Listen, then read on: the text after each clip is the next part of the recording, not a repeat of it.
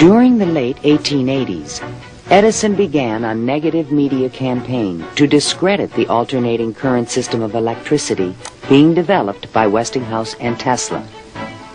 It became known as the War of the Currents. My personal desire would be to prohibit entirely the use of alternating currents. They are as unnecessary as they are dangerous.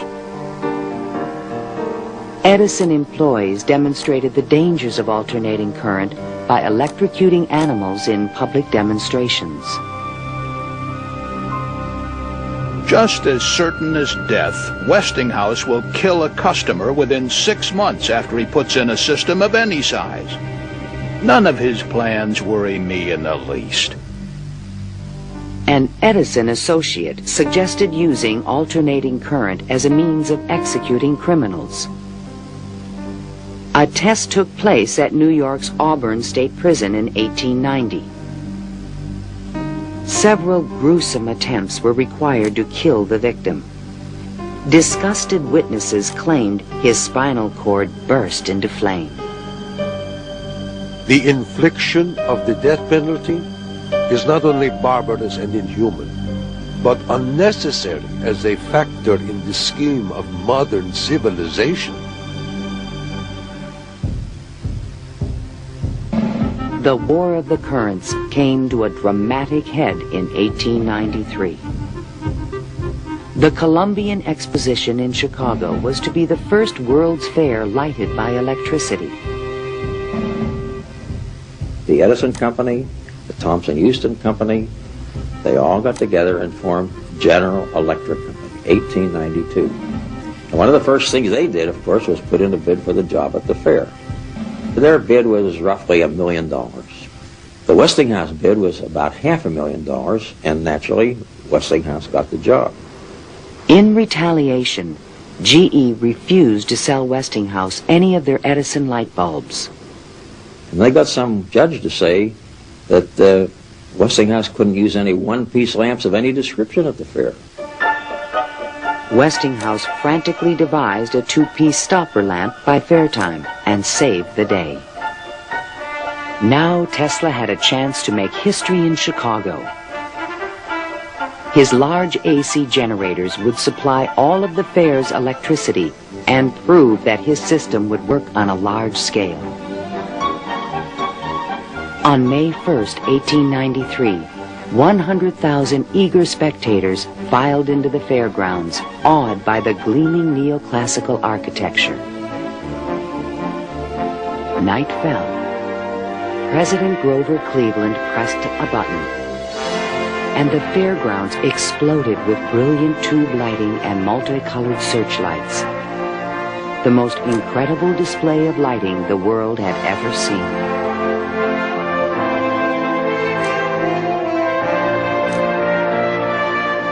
In the Great Hall of Electricity, the public could see that the Tesla-Westinghouse system made it all possible. To overcome the impression that AC was dangerous, Tesla put on remarkable demonstrations. He created a device called the Egg of Columbus to show the rotating magnetic field created by his AC motor. In his room, he had cork-soled shoes on and a tuxedo and white tie and a top hat, and he would put his hand on a terminal which would flash electricity through his body, creating a great shower as his whole body was encompassed in flame, and people were quite impressed by this, to say the least. The Chicago Exposition left an indelible impression on the American imagination. This was the gleaming new city of the future, and it was powered by the inventions of Nikola Tesla.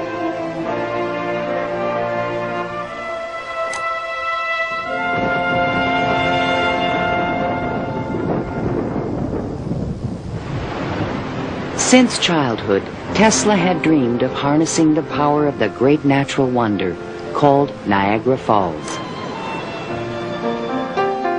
The famous British physicist Lord Kelvin was now head of an international commission to find a way to use the fall's power. He had sent a cable to all the other members of his commission, and it said, "Trust you avoid the gigantic mistake of alternating current." But all this dramatically changed when Lord Kelvin attended the Chicago Exposition and saw the AC system in operation. A contract was immediately awarded to Westinghouse Electric to power the mighty cataract with AC.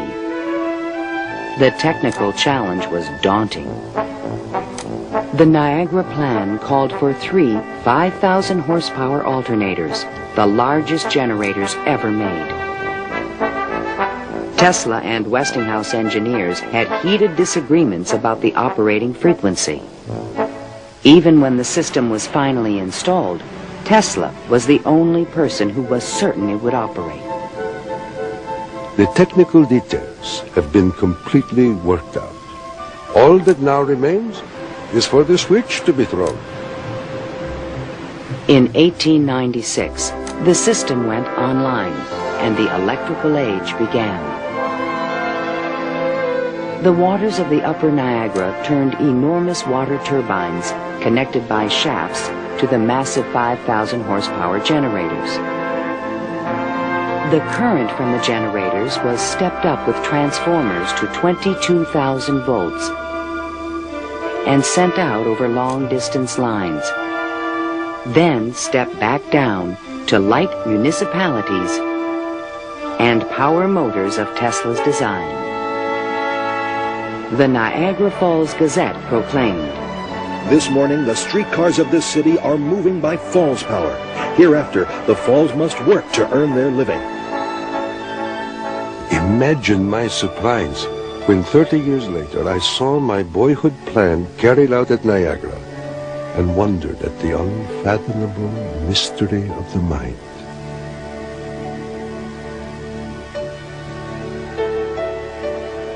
Within a few years, the number of generators at Niagara was increased to 10. By the turn of the century, the power lines stretched 360 miles to New York City. The War of the Currents was over, and Tesla was the winner. By the time Tesla effectively arrives on the scene with his motor, Edison is out of the business. He's basically written out of his own company. This was something Edison would not soon forget. In spite of the success of AC, Westinghouse had overextended his company's resources, leading to severe financial difficulties. In order to save the company, Tesla said that he tore up his royalty contract for $2.50 per horsepower generated. Today, this agreement would be worth trillions. Had the inventor been tricked again? This is something that we've never found any record of in the Westinghouse annals. We do have something which is a memorandum of agreement about that, but it was never signed. But Tesla was ready to move on. I had already perceived enough to get